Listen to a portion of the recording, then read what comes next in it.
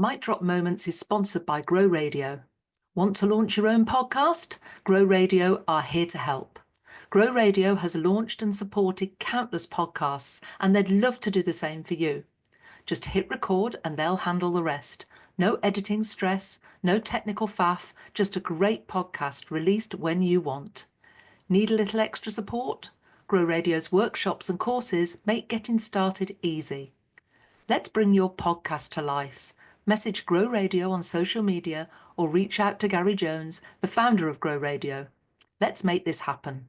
Welcome to Mic Drop Moments, and today I'm chatting with Natalie Potts. Hello, Natalie. Hi, thank you so much for having me. It's great to have you here.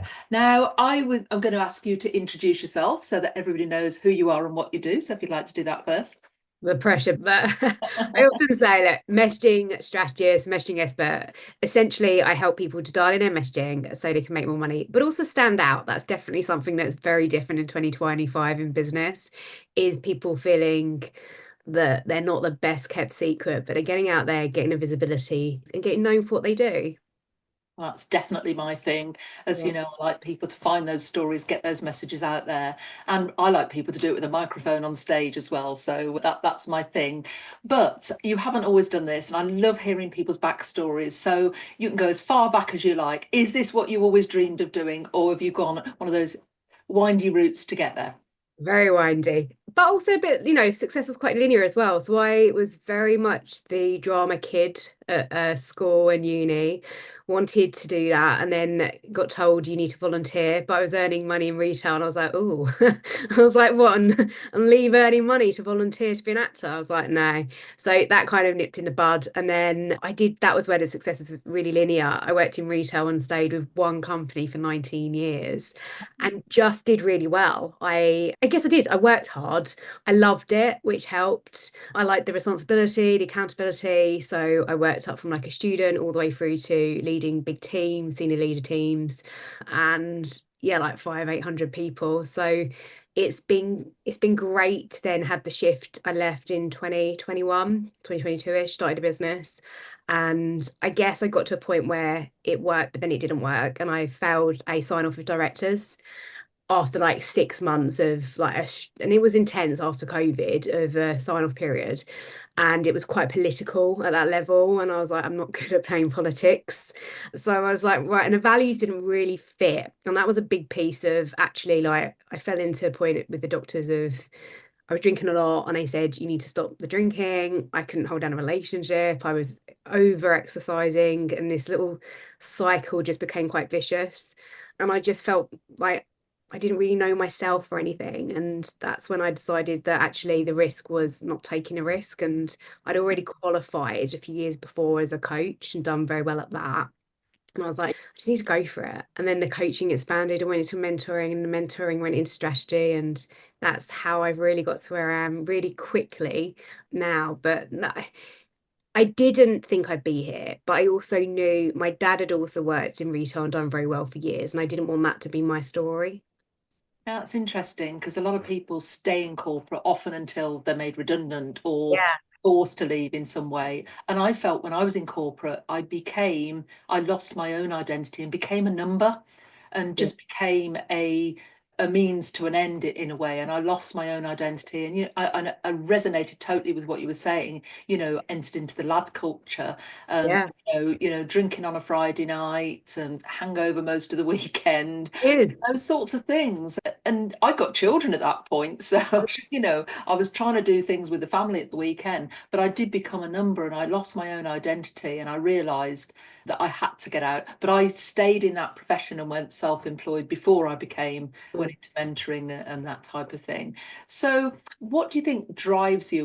19 years in one organization is very rare these days. Yeah, 100%. It used to be a job for life. It no longer is. Exactly. We're talking about success. What was your success driver? Were you always trying to get to the next level up, or what was your success measured in when you were in corporate? I'm very money driven. I've always been that, and I made that really clear in corporate. Like, I always wanted to earn good money. I guess good money is subjective, but I the driver is very into personal development as well. And I remember having one performance review of my boss, and I rang him up and I was like, I've got a problem. There's not enough space in the boxes to write like how this year's gone, what I'm going to be doing. He was like, you do realize you're the only one of my team that's going to have this problem. And he was like laughing, but I was so into personal development and I loved it. I love that feeling as well in business of you're always growing yourself and then you're growing in a business as well. And that is like an adrenaline thing for me. The ability like to push ourselves and see, and coming back to success part, like we have so much potential that we often limit ourselves on in terms of what we can achieve. And I think working in those, they're tough environments, they're full on and they're constant, they're pacey. But when you're in those environments where like I always used to say, like when it's tough, it's really tough, but when it's great, it's amazing as well. There's that grey is hard to find sometimes in Yeah. those worlds, but like when you're doing really well and you're striving, you earning more money, you feel good, you love it, you're working with great people. I want that's the adrenaline stuff I want more of.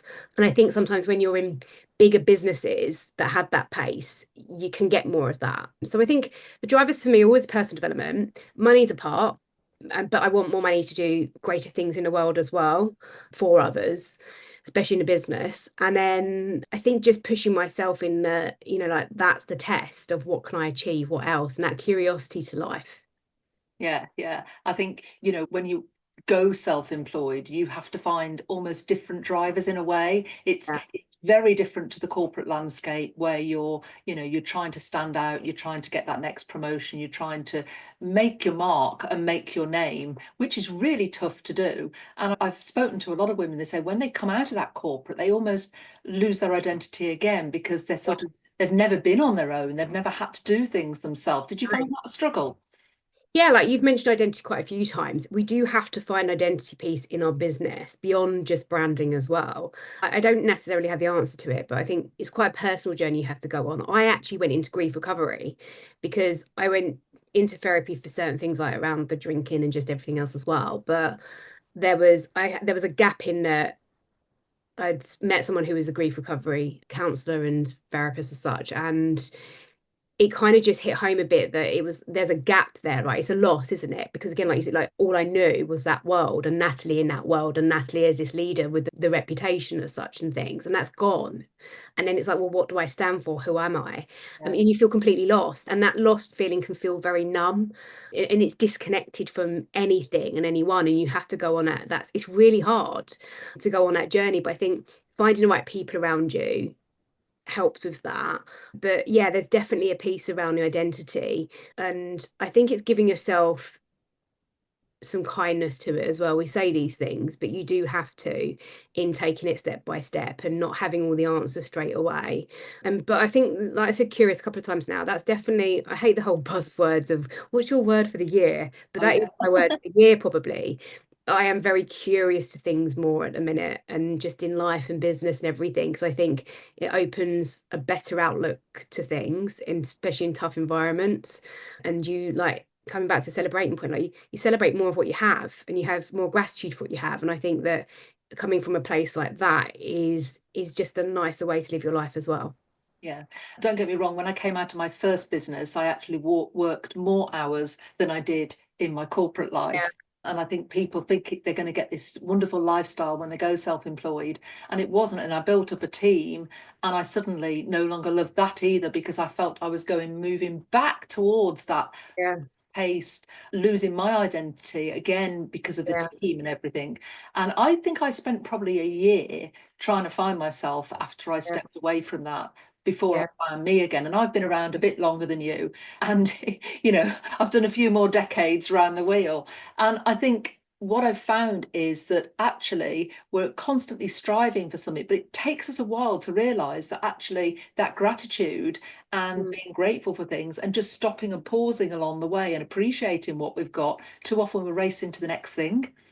yeah, yeah, 100%. And it's really interesting one I'm often asked, and I've overcome it now. And like, I'm just honest on it. I don't necessarily want a big team. Like, I have people that work for me in certain ways with staff, but it's not as an employee. And like people like think that's again like the because again it's what you see online potentially or what you think success is. And it's like, and that's why I know you've been on the other week, like I have a podcast around like the redefining success, because I said, and that's that journey you have to go on. Like I was like, what does success really mean to me? And I was like, it doesn't mean that. Leading a team is great. It's bloody hard work. It's tough. Yeah. And I don't want to take away what I'm growing right now, which is what I absolutely love. Because if I have a team, I can't do those things. Like that's the team. When you have a team, you look after the team. CEO Yeah. is very different. And I don't know I want that because I've done it for so many years. And that's therefore it's but I therefore know the cost of that potentially is that you don't have as much money coming in and things like that. The business, you can't grow in a certain way. But again, it's then redefine what would I want from this. And I think there has to be the ability to look at things right now and say, this is great. This is what I want. I'm grateful for this. I'm grateful for that. And the lifestyle piece, the relationships, the health. I'm much broader in success and progress to me right now is having choice. And I know I think we're similar a bit on this around the freedom part. It's that what I love is I have freedom right now in that I can go to the gym when I want. Like we were saying before, it's cool. Like we use our Fridays in a different way to being like, work is a Friday. That's a choice that we make. And that's therefore freedom to me in business. And that's what I really want. Therefore, that's me cheering on the progress I have and having success. Yeah, I've been saying to my audience really is that when it's raining, I work. When it's sunny, I'm outside, and if I choose not to work on a sunny day, it's because that's my choice. But I've got Yeah. that freedom to do that. Yeah. And I was an employment law solicitor by trade and built up a team of solicitors and staff. And what I loved when I stepped away from that is I said to myself, I'm never going to employ anybody again, because I'd seen it all from the sort Yeah. of contentious part that we did for our clients, but also in my own business. And I realized I gave up so much for those employees. End of the day, all they think about is their job and their paycheck. Yeah. They're never going to have the passion for the business that you do. And I vowed at that point I would never employ anybody again. And I don't, I work through associates, and that gives me that flexibility Yeah. I crave. And that is success to me, that freedom, that flexibility, and that ability to say, well, no, I want to take a month off. I can do that if I choose to do so. Yeah, it's interesting. I was having a conversation with my mentor about a bit like work ethic as well, because I've done things to support in her business and stuff. And I said, like, and then some people could criticize that and say, but you could earn more money doing this and that, like they assume as well. And I think, well, yeah, but it's not just, again, it's not just, yes, I'm money driven, as I've said, but it's now beyond that as well. That if I'm not happy, and I realized that from corporates, I had a good paycheck every month. And that was a big fear I had to work through when I left was who pays a mortgage if I'm not earning money in a business? Because I've never thought about it. I've got myself to a fortunate position in life. Money comes in, pays a bill, I have a nice little Audi A1 that looks all statusy, have a nice prancing with my little Mulberry bag, because all the guys used to have these big fancy Ted Baker bags and everything, and I was like, oh, I had to step up to that. I went to a lovely David Lloyd gym and I was like, I don't need all of that stuff anymore the same way. So again, that was an identity piece with the status. And I don't want that now. I like certain things of that. The happiness for me is great conversations like this, having a great mentor, feeling valued by people, having, I'm now getting married next year and I can hold down a relationship. Like I said, going to a gym when I want. If we want to go on holiday, we can go on holiday. It's those things that are really important to me beyond how it can look surface level. Yeah, I think a lot of people do look at the surface level, especially with social media. We see these people and they seem to be doing amazing Yeah. and they've got these perfect lives. And I don't, I show warts and all. People get to hear the Yeah. bad and the good. Not there's that much, but I do share it because I think people need to know that's real life. Sure. Yeah. It is real, and it's warts and all. And, there are highs, there are lows in business. There are times when things are going great. There's times when you're having a day where you just feel, oh God, I just can't be bothered. And, it's being real. But success is something that I don't think as women, we celebrate success in the way that we could in some instances. I think Yeah. a lot of women tend to hold back, especially, and say, well, that's bragging. I don't want to be Yeah. bragging about this. And I want to encourage more women to celebrate the small wins as well as the big, but not be shouty and say, I'm doing this, I'm doing that, but actually recognize that they are going to have tough times and to talk about that too. I love it. And I think that's what I've loved about meeting you, as said a few times too, that like it's nice to be around great people. And that's a choice of who you're around. And I'm very big on that. And I remember hearing Joe Wick say years ago on a podcast, like it's not, you can't just cut people out of your life, like they say, just cut them and just be around positive people. It's not that easy. Like I don't, my family are quite challenging at times. And that's all of our families at some degree. We have to learn how to manage those relationships and how to manage ourselves within those as well. But there I can have more of a choice around who I do with business.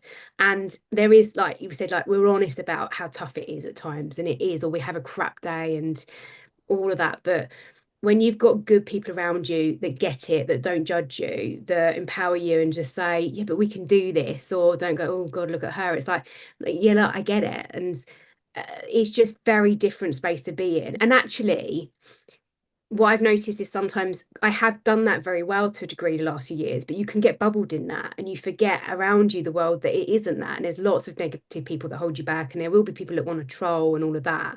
But my absolute view on that always is that's them. That's going to be their problem instantly before yours. They're just juxtaposing it onto you. And that you have to let that go. But it's nice to be and invest in time and money with people that just want to do good for the right intentions in the world and find that space, because they do exist, and then help them as well in your own way, like be a part of it, engage, share that with others. And again, like the ripple effect of sharing it with the world, getting a message out there. I want more of that, because like we talked about what was motivating corporate, those become your motivators in this business then, to be around Yeah. people like that. Yeah. I mean, my energy thrives when I'm with people Yeah. who've got good energy. Yeah. If you're with people who are constantly in that negative, my mum was awful. She lived in a negative world, Yeah. always looked at, oh, but what if? And it was Yeah. always something negative. And I found that really challenging. You can't pick your parents, you can't pick your family. You just have to learn to deal with it. And I think more so over the last decade, I've learned that it is their business, and actually it's the way I react to it, and I react to things differently now, and I do let lot go over my head. I'm non-confrontational, and I just think, well, that's their business, let them get on with it. It's not up to me. I can't control what they say and what they do, but what I can control is the way I react to it. Yeah, 100%. And I like your point about letting things go. It's been a skill I've had to work on.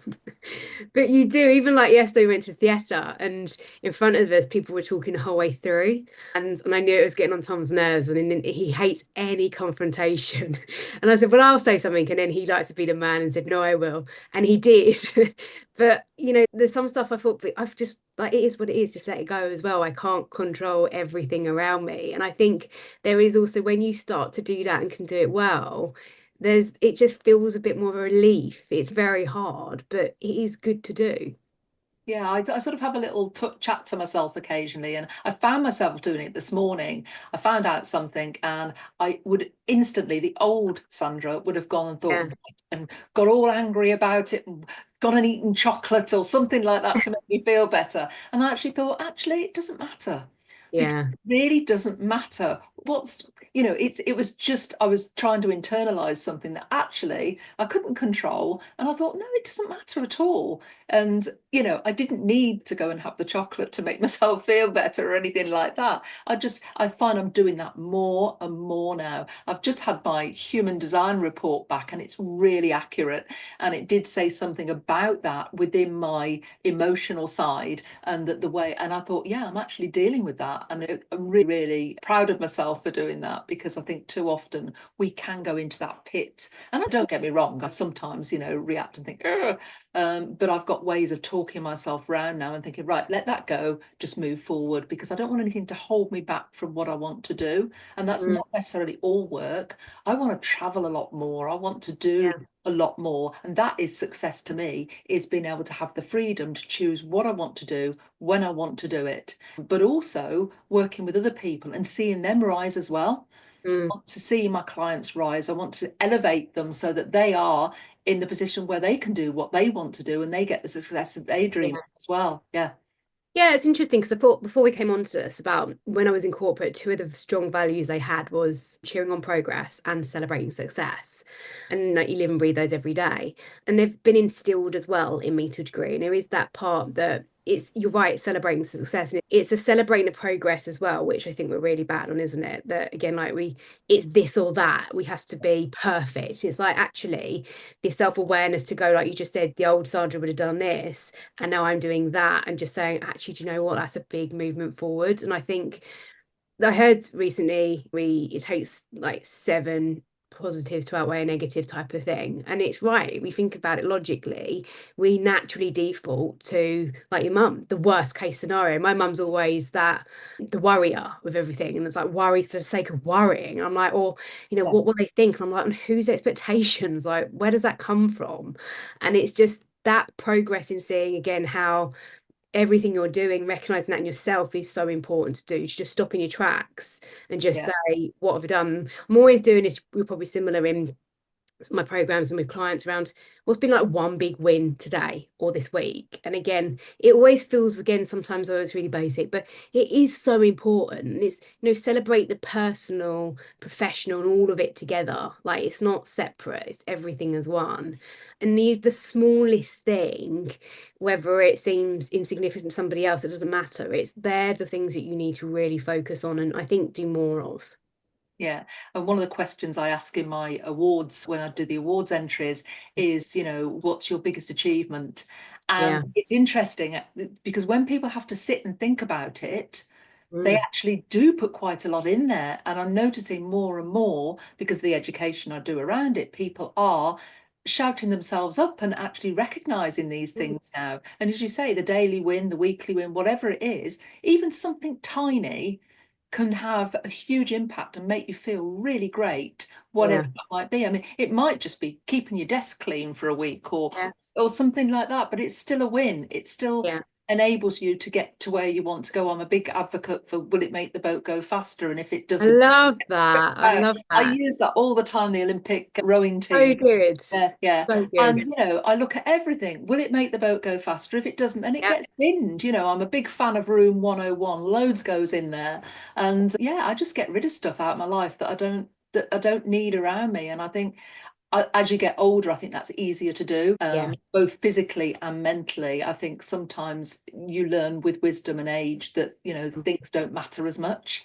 So, yeah, I'll become one of these people that, in a few decades' time, whether I'm withering around, moaning at everything and just, hitting people with my walking stick, no doubt. Get out of my way. It's like the idea of again, no, it's the marginal gains element. I love that part. Like it's just that little 1%. And yeah, there's some great little boosters out there. But again, these things come down to being around the right people with it. Yeah.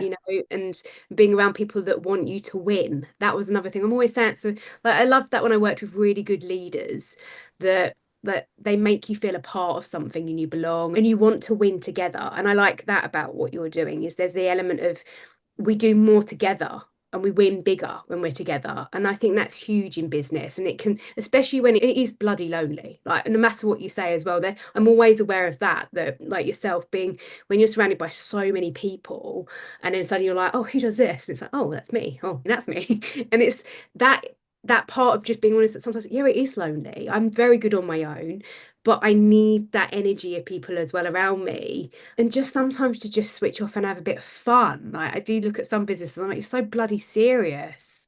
I know, and fun is a huge factor for me. It has to be in everything I do. Everything has to be enjoyable. If I don't like doing something, I Yeah. find somebody who can do it and I outsource it. And I think that was one of my key learnings early in business. If you can't do it, don't spend ages faffing over it. If it's not your natural talent and you don't want to learn to do it, get somebody else to do it. I wish I'd have learned that sooner, actually. I think that's important for business owners that, especially right now, if you're doing something challenge, there's stuff we have to do, but really honestly ask yourself, like, what's the reason and you're still doing it? And is it, you're attaching or safety, whatever.